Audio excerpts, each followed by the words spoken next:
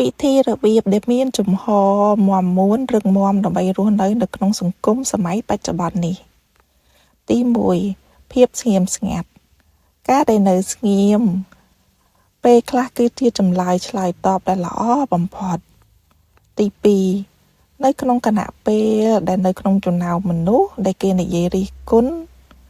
ឈ្នានេះគ្នានឹងគ្នាចូលកំចូលខ្លួនបញ្ចេញមតិយោបល់វិនិច្ឆ័យកាត់សេចក្តីកាន់ជើងម្ខាងណាឡើយគ្រាន់តែស្ដាប់ដោយស្ងៀមស្ងាត់គឺបានហើយព្រោះគេកំពុងតែបង្កាត់ភ្លើងជីករណ្ដៅបាបសាងកម្មពវេរា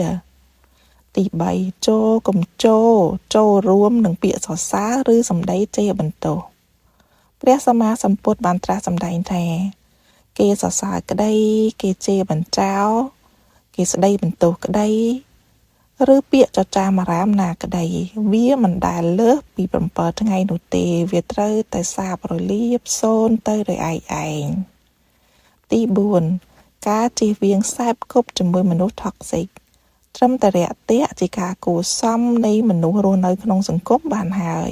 ព្រោះការប្រស្រ័យទំនាក់ទំនងជាមួយមនុស្ស toxic ជាច្រើននិងបំផ្លាញធម៌ពលបរិយាកាសល្អៗនៃការរស់នៅប្រចាំថ្ងៃរបស់អ្នកបាន